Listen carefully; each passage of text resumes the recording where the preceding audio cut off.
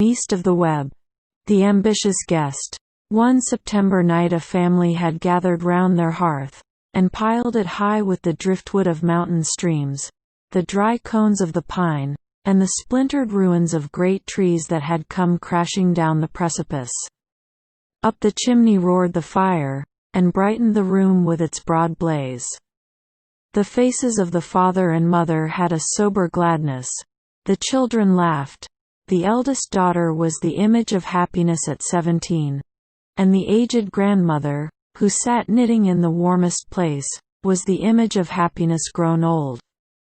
They had found the herb, heart's ease, in the bleakest spot of all New England. This family were situated in the notch of the White Hills, where the wind was sharp throughout the year, and pitilessly cold in the winter, giving their cottage all its fresh inclemency before it descended on the valley of the Saco.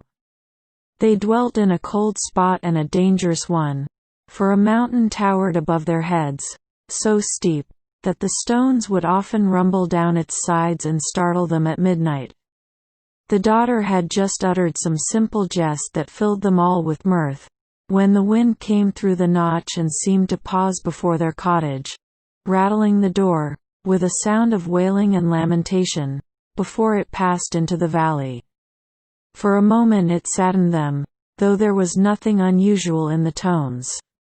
But the family were glad again when they perceived that the latch was lifted by some traveler, whose footsteps had been unheard amid the dreary blast which heralded his approach, and wailed as he was entering, and went moaning away from the door. Though they dwelt in such a solitude, these people held daily converse with the world. The romantic pass of the Notch is a great artery, through which the life-blood of internal commerce is continually throbbing between Maine, on one side, and the Green Mountains and the shores of the St. Lawrence, on the other. The stage-coach always drew up before the door of the cottage. The wayfarer, with no companion but his staff, paused here to exchange a word, that the sense of loneliness might not utterly overcome him ere he could pass through the cleft of the mountain, or reach the first house in the valley. And here the teamster, on his way to Portland Market, would put up for the night, and, if a bachelor, might sit an hour beyond the usual bedtime, and steal a kiss from the mountain maid at parting. It was one of those primitive taverns where the traveler pays only for food and lodging, but meets with a homely kindness beyond all price. When the footsteps were heard, therefore, between the outer door and the inner one, the whole family rose up, grandmother, children, and all, as if about to welcome someone who belonged to them, and whose fate was linked with theirs. The door was opened by a young man. His face at first wore the melancholy expression, almost despondency, of one who travels a wild and bleak road, at nightfall and alone, but soon brightened up when he saw the kindly warmth of his reception.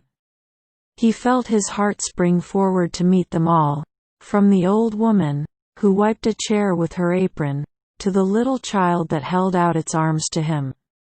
One glance and smile placed the stranger on a footing of innocent familiarity with the eldest daughter. "Ah, this fire is the right thing," cried he, "especially when there is such a pleasant circle round it. I am quite benumbed, for the Notch is just like the pipe of a great pair of bellows. It has blown a terrible blast in my face all the way from Bartlett." "Then you are going towards Vermont?" said the master of the house, as he helped to take a light knapsack off the young man's shoulders. "Yes, to Burlington, and far enough beyond," replied he. "I meant to have been at Ethan Crawford's tonight, but a pedestrian lingers along such a road as this. It is no matter, for, when I saw this good fire, and all your cheerful faces, I felt as if you had kindled it on purpose for me, and were waiting my arrival. So I shall sit down among you, and make myself at home."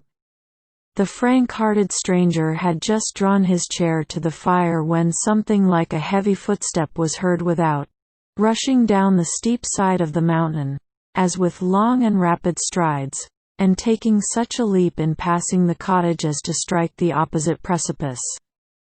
The family held their breath, because they knew the sound, and their guest held his by instinct. "The old mountain has thrown a stone at us, for fear we should forget him," said the landlord, recovering himself. "He sometimes nods his head and threatens to come down, but we are old neighbors, and agree together pretty well upon the whole. Besides, we have a sure place of refuge hard by if he should be coming in good earnest. Let us now suppose the stranger to have finished his supper of bear's meat, and, by his natural felicity of manner, to have placed himself on a footing of kindness with the whole family, so that they talked as freely together as if he belonged to their mountain brood. He was of a proud, yet gentle spirit, haughty and reserved among the rich and great, but ever ready to stoop his head to the lowly cottage door, and be like a brother or a son at the poor man's fireside. In the household of the Notch he found warmth and simplicity of feeling, the pervading intelligence of New England, and a poetry of native growth, which they had gathered when they little thought of it from the mountain peaks and chasms, and at the very threshold of their romantic and dangerous abode. He had traveled far and alone. His whole life, indeed, had been a solitary path, for, with the lofty caution of his nature, he had kept himself apart from those who might otherwise have been his companions. The family, too, though so kind and hospitable, had that consciousness of unity among themselves, and separation from the world at large, which, in every domestic circle, should still keep a holy place where no stranger may intrude. But this evening a prophetic sympathy impelled the refined and educated youth to pour out his heart before the simple mountaineers, and constrain them to answer him with the same free confidence. And thus it should have been. Is not the kindred of a common fate a closer tie than that of birth? The secret of the young man's character was a high and abstracted ambition. He could have borne to live an undistinguished life, but not to be forgotten in the grave. Yearning desire had been transformed to hope, and hope, long cherished, had become like certainty, that, obscurely as he journeyed now, a glory was to beam on all his pathway, though not, perhaps, while he was treading it. But when posterity should gaze back into the gloom of what was now the present, they would trace the brightness of his footsteps, brightening as meaner glories faded, and confess that a gifted one had passed from his cradle to his tomb with none to recognize him. "As yet," cried the stranger, his cheek glowing and his eye flashing with enthusiasm, "as yet, I have done nothing. Were I to vanish from the earth tomorrow, none would know so much of me as you."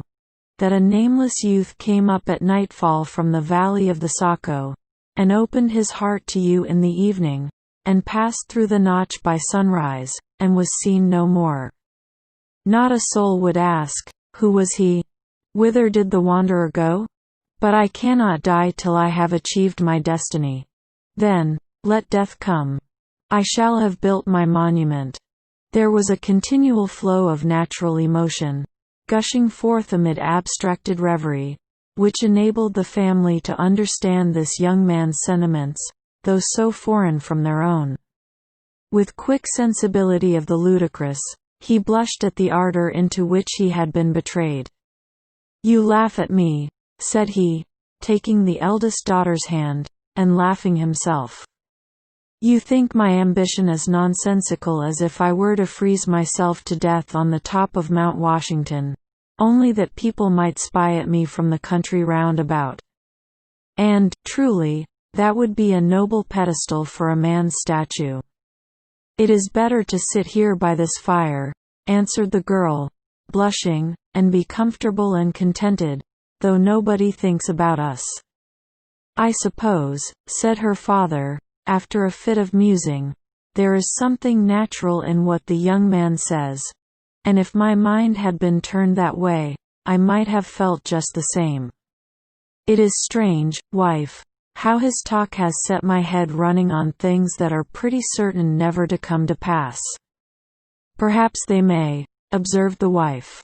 "Is the man thinking what he will do when he is a widower?" "No, no," cried he, repelling the idea with reproachful kindness. "When I think of your death, Esther, I think of mine, too. But I was wishing we had a good farm in Bartlett, or Bethlehem, or Littleton, or some other township round the White Mountains, but not where they could tumble on our heads. I should want to stand well with my neighbors and be called squire, and sent to General Court for a term or two, for a plain, honest man may do as much good there as a lawyer. And when I should be grown quite an old man, and you an old woman, so as not to be long apart, I might die happy enough in my bed, and leave you all crying around me. A slate gravestone would suit me as well as a marble one, with just my name and age, and a verse of a hymn, and something to let people know that I lived an honest man and died a Christian." "There now," exclaimed the stranger, "it is our nature to desire a monument, be it slate or marble, or a pillar of granite, or a glorious memory in the universal heart of man. We're in a strange way, tonight," said the wife, with tears in her eyes. "They say it's a sign of something, when folks' minds go wandering so." Hark to the children. They listened accordingly. The younger children had been put to bed in another room, but with an open door between, so that they could be heard talking busily among themselves. One and all seemed to have caught the infection from the fireside circle, and were envying each other in wild wishes, and childish projects, of what they would do when they came to be men and women. At length a little boy, instead of addressing his brothers and sisters, called out to his mother. "I'll tell you what I wish, mother," cried he. "I want you and father and grandmom, and all of us, and the stranger too, to start right away, and go and take a drink out of the basin of the flume." Nobody could help laughing at the child's notion of leaving a warm bed, and dragging them from a cheerful fire, to visit the basin of the flume, a brook, which tumbles over the precipice, deep within the notch.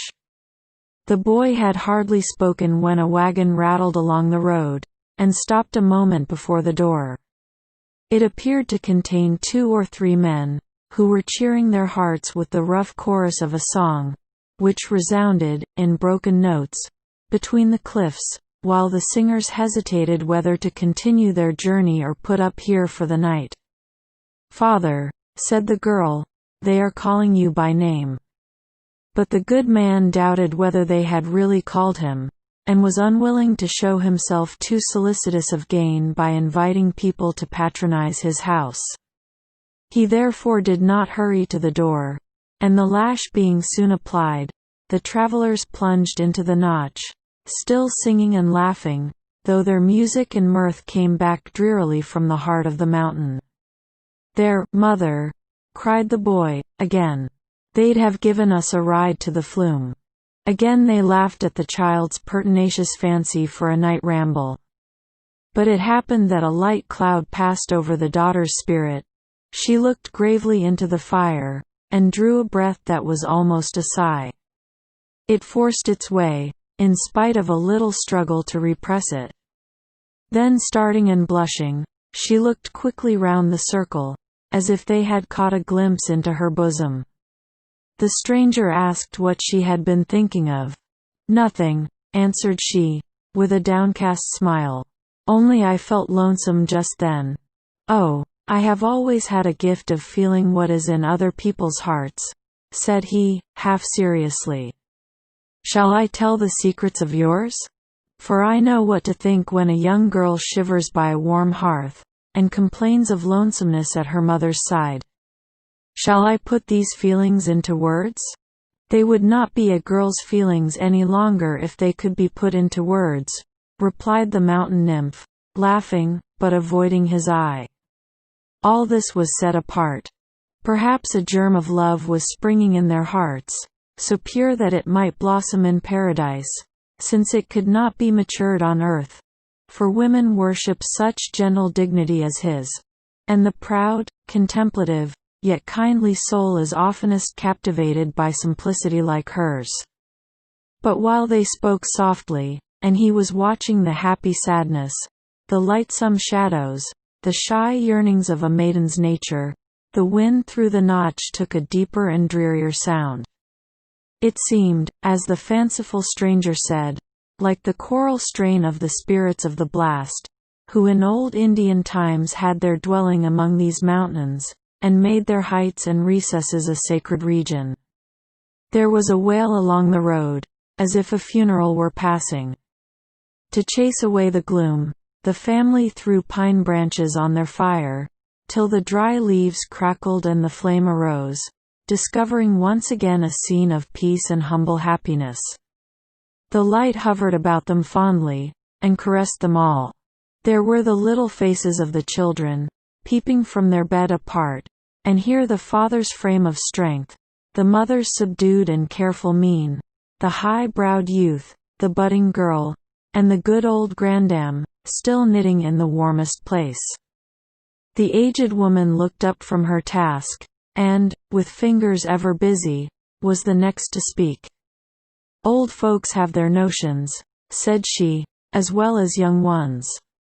You've been wishing and planning, and letting your heads run on one thing and another, till you've set my mind a-wandering too. Now what should an old woman wish for, when she can go but a step or two before she comes to her grave? Children, it will haunt me night and day till I tell you." "What is it, mother?" cried the husband and wife at once. Then the old woman, with an air of mystery which drew the circle closer round the fire, informed them that she had provided her grave clothes some years before, a nice linen shroud, a cap with a muslin ruff, and everything of a finer sort than she had worn since her wedding day. But this evening an old superstition had strangely recurred to her. It used to be said, in her younger days, that if anything were amiss with a corpse, if only the ruff were not smooth, or the cap did not set right, the corpse in the coffin and beneath the clods would strive to put up its cold hands and arrange it. The bare thought made her nervous. "Don't talk so, grandmother," said the girl, shuddering. "Now," continued the old woman, with singular earnestness, yet smiling strangely at her own folly, "I want one of you, my children, when your mother is dressed and in the coffin. I want one of you to hold a looking-glass over my face. Who knows but I may take a glimpse at myself, and see whether all's right. Old and young, we dream of graves and monuments," murmured the stranger youth. "I wonder how mariners feel when the ship is sinking, and they, unknown and undistinguished, are to be buried together in the ocean, that wide and nameless sepulchre." For a moment, the old woman's ghastly conception so engrossed the minds of her hearers that a sound abroad in the night, rising like the roar of a blast, had grown broad, deep, and terrible, before the fated group were conscious of it. The house and all within it trembled. The foundations of the earth seemed to be shaken, as if this awful sound were the peal of the last trump. Young and old exchanged one wild glance, and remained an instant, pale, affrighted, without utterance, or power to move. Then the same shriek burst simultaneously from all their lips. "The slide! The slide!" The simplest words must intimate, but not portray, the unutterable horror of the catastrophe. The victims rushed from their cottage, and sought refuge in what they deemed a safer spot, where, in contemplation of such an emergency, a sort of barrier had been reared. Alas! They had quitted their security, and fled right into the pathway of destruction. Down came the whole side of the mountain, in a cataract of ruin. Just before it reached the house, the stream broke into two branches, shivered not a window there, but overwhelmed the whole vicinity, blocked up the road, and annihilated everything in its dreadful course. Long ere the thunder of the great slide had ceased to roar among the mountains, the mortal agony had been endured, and the victims were at peace. Their bodies were never found. The next morning, the light smoke was seen stealing from the cottage chimney up the mountain side. Within, the fire was yet smouldering on the hearth, and the chairs in a circle round it, as if the inhabitants had but gone forth to view the devastation of the slide, and would shortly return, to thank heaven for their miraculous escape. All had left separate tokens, by which those who had known the family were made to shed a tear for each who has not heard their name. The story has been told far and wide, and will forever be a legend of these mountains. Poets have sung their fate. There were circumstances which led some to suppose that a stranger had been received into the cottage on this awful night, and had shared the catastrophe of all its inmates. Others denied that there were sufficient grounds for such a conjecture. Woe for the high-souled youth, with his dream of earthly immortality. His name and person utterly unknown, his history, his way of life, his plans, a mystery never to be solved, his death and his existence equally a doubt. Whose was the agony of that death moment?